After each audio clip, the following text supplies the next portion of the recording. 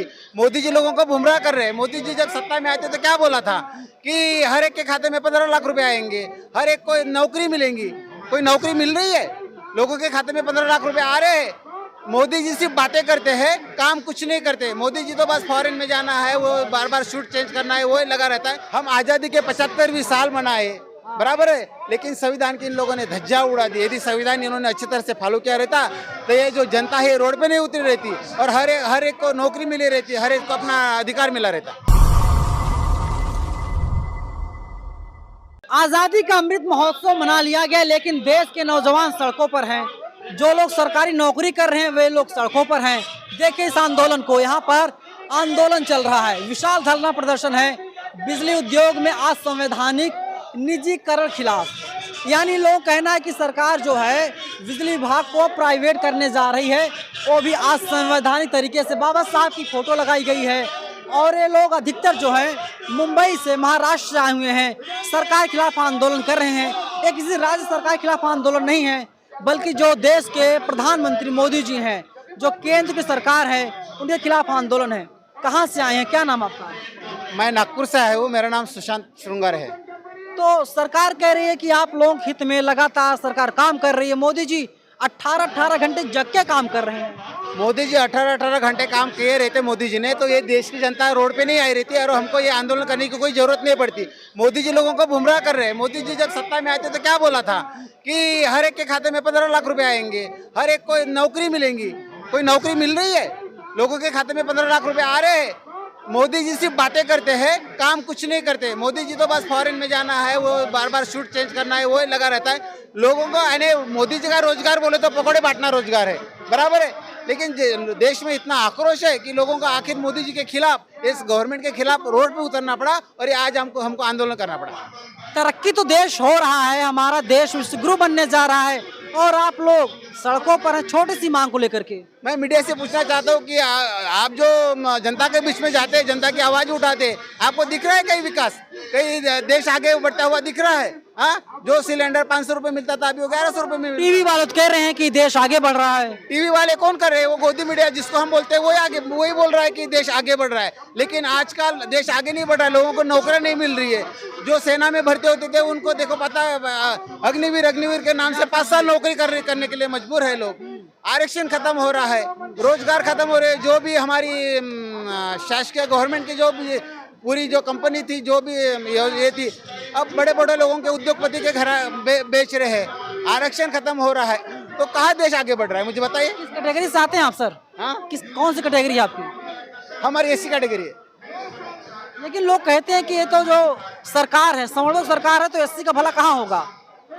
अरे एससी का भला नहीं होगा, लेकिन बाबा साहब ने जो संविधान दिया है, पता है, जब ये लोग फॉरेन कंट्री में जाते हैं तो बाबा साहब का नाम लेते हैं। बुद्ध के धरती से आए, बुद्ध की धरती से बोलते हैं। लेकिन जब इंडिया में आते तो बुद्ध को भी भूल जाते हैं और बाबा साहब की संविधान को भी भूल जाते हैं। यानी जब इनको वोट पाना रहता है तो बाबा साहब का नाम लेंगे, बुद्ध का नाम लेंगे, लेकिन जब जनता का भला करना है तो लोगों को रोजगार देना रहता है तो बाद में ये उसको डाइवर्ट कर डालते हैं। इनको आरक्षण चाहिए, हम तो रोजगार बांट रहे हैं। पकौड़े वाले को पकौड़े बेचना बोले तो इनको रोजगार। मोदी जी कहते हैं मैं तो बाबा साहब का फॉलोवर हूँ, बहुत बड़ा अनुयायी हूँ मैं। मोदी जी बाबा साहब का यदि फॉलोअर है तो मैं मोदी जी को एक विनती करना चाहता हूँ, मोदी जी से आग्रह करना चाहता हूँ कि बाबा साहब ने जो एक संविधान दिया है, हम आज़ादी के 75वीं साल मनाए, बराबर है, लेकिन संविधान की इन लोगों ने धज्जा उड़ा दी। यदि संविधान इन्होंने अच्छी तरह से फॉलो किया रहता तो ये जो जनता है रोड पे नहीं उतरी रहती और हर एक को नौकरी मिली रहती, हर एक को अपना अधिकार मिला रहता। इसलिए मोदी जी सिर्फ कहते हैं, करते कुछ नहीं है।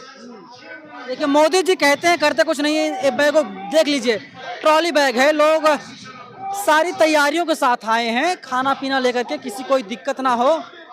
भाई साहब ये खाना कहाँ मिला? यहीं मिल गया, कहीं लाए थे आप खरीद के? यही मिल गया। क्या मांग है सरकार से? सरकार नहीं सुन रही है आप लोगों की, क्यों बात नहीं करना चाहते?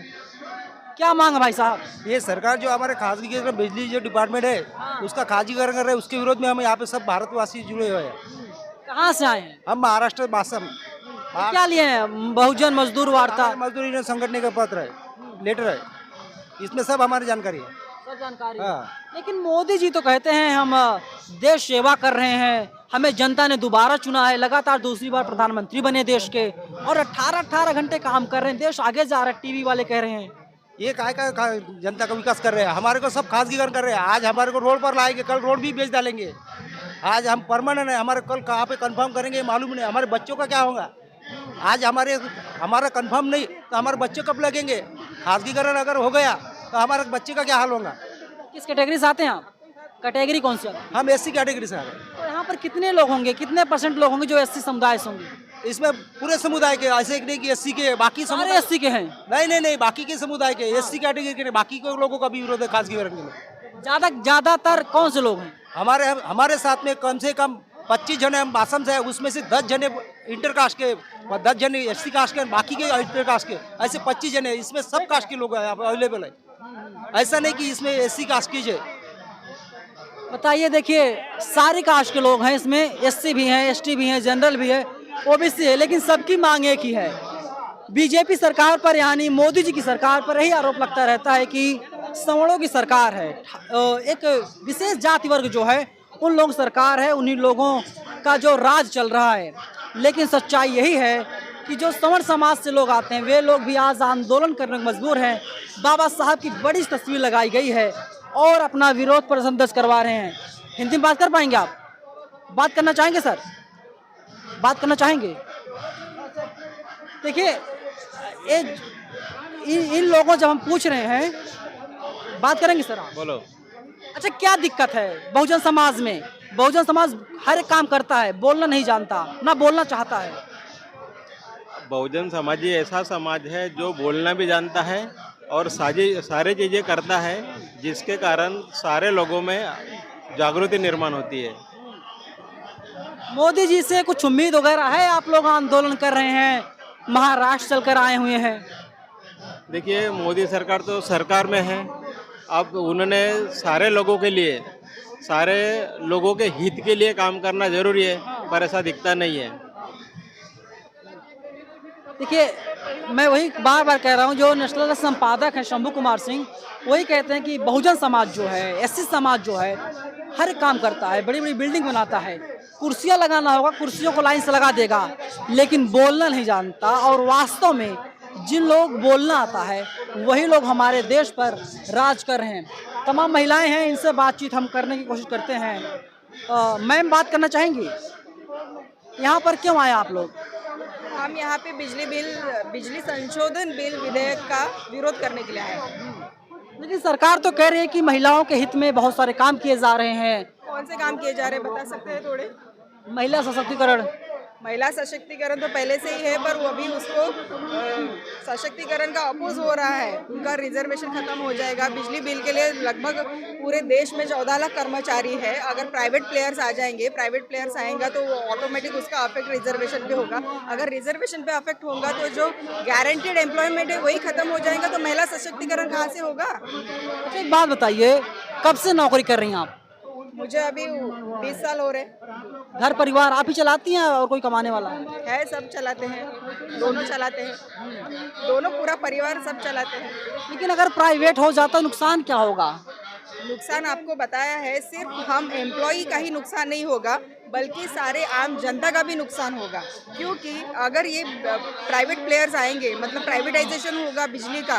बाबा साहब ने कहा था कि बिजली ये एक एंटरटेनमेंट का सोर्स नहीं है, वो शासन नहीं चलाना है, मतलब सरकार नहीं चलाना है। अगर उसमें प्राइवेट प्लेयर्स आएंगे तो वो सिर्फ अपने मुनाफे की बात करेंगे। आप लोग देख रहे हैं, जियो देख रहे हैं, बाकी के भी जो BSNL जो प्राइवेटाइजेशन हो गया, अभी बाकी छोटे छोटे करके हर पब्लिक सेक्टर अभी प्राइवेटाइजेशन हो रहा है। तो उसके आप टैरिफ देखिए ना, टैरिफ देख के आपको समझ में आएगा रेल की टिकट कितनी बढ़ गई है, मोबाइल्स के बिल कितने बढ़ गए हैं। पहले जब अनाउंसमेंट किया था तब कितने कम थे, BSNL के टाइम पे कितने कम थे और आज कितना ज़्यादा है। तो बिजली का बिल भी अभी हम लोग रेसिडेंशियल कंज्यूमर को, यानी जैसे कि घरगुती ग्राहक है, बिलो पावर्टी ग्राहक या फिर जो खेती करने वाले ग्राहक रहते हैं, उनका टैरिफ बहुत कम रहता है, उनका बिल बहुत कम आता है। और उनका बिल हम कमर्शियल बिग कंज्यूमर्स या फिर इंडस्ट्रियल कंज्यूमर है उनसे क्रॉस सब्सिडी करके उनसे ज़्यादा बिल लेके इनको कम रेट में देते हैं, 2 रुपये में बिजली उपलब्ध करा के देते हैं। तो वो कहाँ से आएगा? जो प्राइवेट प्लेयर्स है वो तो सिर्फ अपना मुनाफा कमाने के लिए करेगा और एम्प्लॉयमेंट तो जाएगा ही जाएगा। उल्टा आप जैसे आम जनता का बिल भी घर का 2 गुना 4 गुना होगा। मैम बात करेंगे आप, कितने साल हो गए नौकरी करते हुए आपको? मुझे 12 साल हो रहे हैं। कभी सोचा था आपने कि महाराष्ट्र से आप लोग दिल्ली आएंगे, सड़कों पर आएंगे, आवाज बुलंद करेंगे, सरकार के खिलाफ नारेबाजी करेंगे? कभी सोचा था सरकार के खिलाफ आकर के इस तरीके से नारेबाजी करनी पड़ेगी आप लोगों को? बराबर सोचा था ये देखिए अपनी बात को अच्छी तरीके से नहीं रख पा रहे हैं। अधिकतर बहुजन समाज के लोग हैं, SC ST समाज के लोग हैं और आंदोलन को लगातार ये लोग जारी कर रहे हैं और लगातार मंच से जो है भाषण दिया जा रहा है, इन लोग बताया जा रहा है आप लोग अपनी आवाज़ को बुलंद कीजिए, क्योंकि ऐसी एक जगह है जहां पर आप लोग अपनी आवाज़ को बुलंद कर सकते हैं और जब आप जंतर मंतर से अपनी आवाज़ उठाएंगे और सीधा सरकार के कानों तक पहुंचेगी तो कुछ उम्मीद की जा सकती है, आपका भला हो सकता है। तो सर ये जो आप लोग पट्टी बांध रखे हैं चलो दिल्ली, खुशी में बांध रखा है, मजबूरी है? हमारी मजबूरी समझो अभी है। मजबूरी इसलिए है कि हमने जो विशाल धरना प्रदर्शन किए हैं, ये जो अभी निजीकरण हो रहा है, ऐसा हमको डर रहा है कि ये निजीकरण हो रहा है, उसके लिए हमने क्या एकजुट होकर ये धरना प्रदर्शन के लिए यानी पूरे राज्य से लोग आए हैं। यहाँ पे पूरे महाराष्ट्र, आंध्र प्रदेश जितना भी राज्य है ना, सभी राज्यों से लोग आए हैं, हमारे हक के लिए आए सब। सरकार अगर नहीं सुनती है तो क्या ब्लूप्रिंट है, क्या रूपरेखा तैयार कर रहे हैं आप लोग? हमको और मोर्चा बड़ा करना पड़ेगा। अच्छा ऐसा नहीं लगता मुंबई में जो है एक तरीके से कहले बीजेपी की सरकार है, वहाँ पर शिंदे साहब मुख्यमंत्री वहाँ के बनाए गए हैं, तो जो फडणवीस साहब हैं वे डिप्टी CM वहाँ के हैं, तो अगर आप लोग वहीं पर आंदोलन कीजिए, नागपुर में आंदोलन कीजिए। ये ऑल इंडिया है ना, स्वतंत्र मजदूर यूनियन है। ऑल इंडिया मतलब ये जो भारत की राजधानी है दिल्ली, इम्पैक्ट ज़्यादा होगा यहाँ पर। हाँ जी, ये एक महाराष्ट्र के लिए नहीं है, ये सभी राज्यों से लोग आए हैं। ये हमारी मांगने के लिए आए हैं, हमारे हक की लड़ाई के लिए आए हैं। ये निजीकरण नहीं होना, ये डर है हमारे अंदर में। चलिए जिद है, निजीकरण नहीं होने देंगे चाहे कुछ भी हो जाए। इन लोगों के कानों तक जब ये बात आई थी तो इन लोगों ने सोचा कि आंदोलन किया जाए और कुछ भी नहीं कर सकते तो आंदोलन कर ही सकते हैं, क्योंकि जब आंदोलन होंगे तभी सरकार जागेगी और सरकार आम जनता के हित में, बिजली कर्मचारियों के हित में, नौजवानों के हित में, किसानों के हित में तभी कानून बनाएगी। आप लोग किस तरीके से पूरी खबर को देखते हैं, आप लोग अपनी राय कमेंट बॉक्स में ज़रूर बताइएगा। शुक्रिया।